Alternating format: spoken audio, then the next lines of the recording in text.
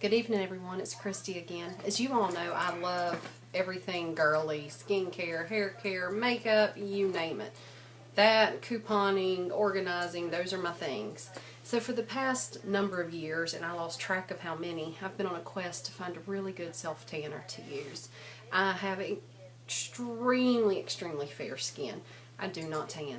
I burn, then I get pale white again. I burn, then I get pale white again. It looks terrible in shorts, and it's just no fun. So I have tried self-tanners from the really cheap ones to the really expensive ones, and I lost count of how many I've tried over the years. And about 2.5, 3 years ago, I decided to just give up on self-tanners for a couple of reasons. One, I'm so fair that they made me look a really odd color. Even though they claimed it would not make you look orange or it was for all skin tones, just did not look good. Another reason is the smell. You would put it on and you would just smell. And I remember one night I had put on self-tanner because I usually do it at night.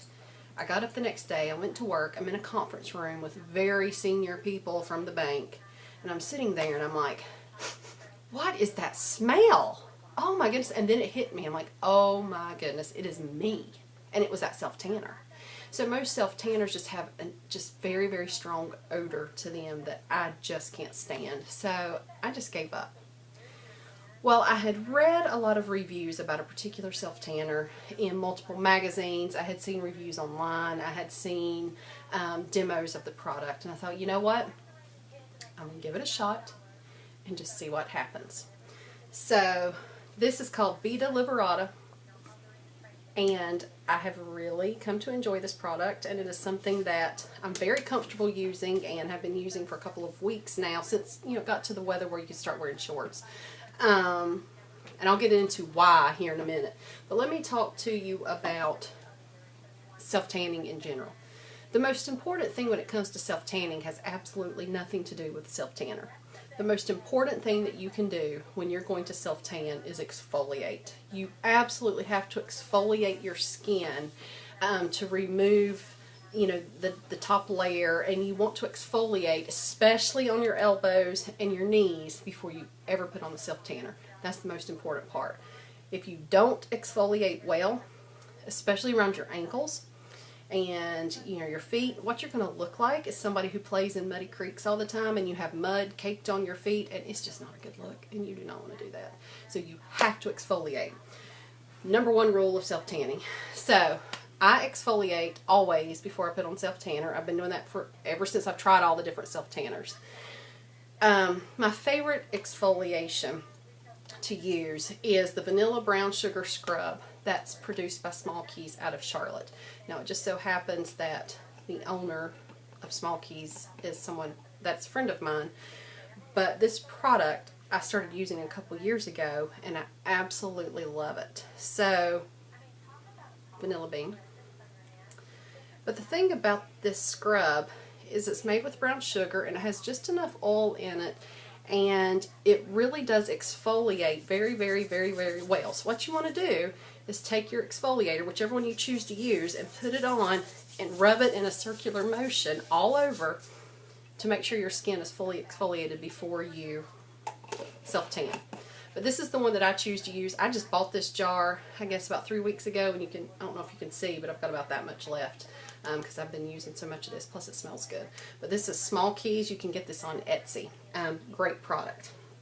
So after you exfoliate, you always want to use a mitt. Now this is the mitt that I actually use, so you can tell it's stained, but you always want to use a mitt. You don't want to use your bare hands because then it'll make your hands look really dirty, and you don't want to go out in public because it'll just look really excuse me, really weird. So you take your self-tanner and shake it up. Now this particular one comes out in a foam, so I usually do 2 or 3 squirts at a time, but I'm just going to do one for the demo purposes tonight. And you'll tell it's got a very dark color to it. Don't worry about that. They put something in it that's called a guide. so that as you're putting it on, the guide helps you see where you've already applied the self-tanner so that you don't end up missing spots, or you can tell where you put it on too thick, and so you can smooth it out so you don't end up with streaks. So you put on several pumps. I'm going to show you just a quick demo on my leg. You can tell I already have self-tanner on. And then you're just going to rub it in a circular motion. Now, as you can tell, it's a lot darker.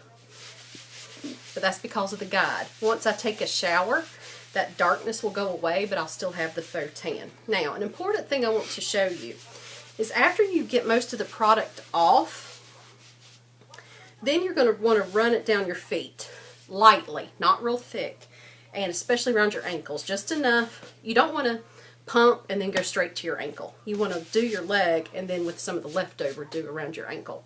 Now I intentionally, when I did this last night, I intentionally messed up one of my ankles on purpose to show you what it looks like when you don't exfoliate correctly and you go straight for the ankles when you're putting on the product. It looks awful. So if you look at this, you can tell I intentionally screwed this up so you guys could learn from my mistake.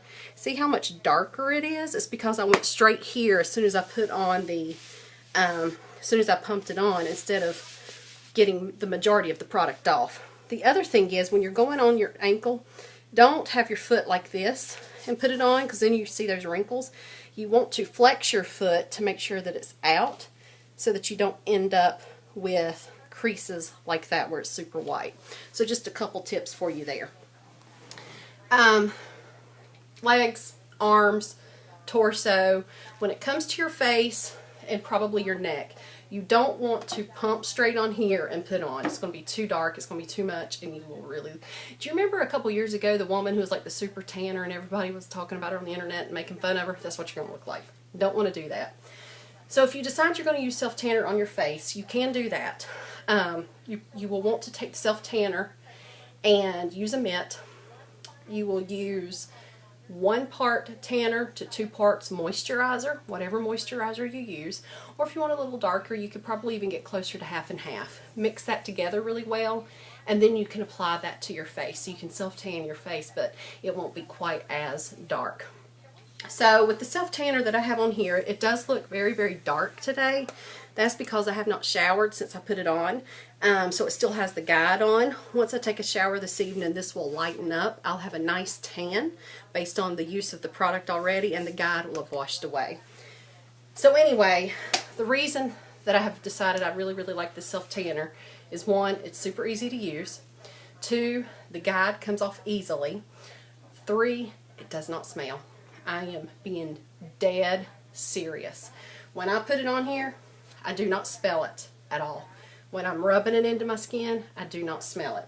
Now I will tell you, today I had just a slight hint of a smell of the self-tanner, but it was so minor that it was not bothersome at all. So when they claim that this does not have smell, I didn't believe it, but I have not experienced that.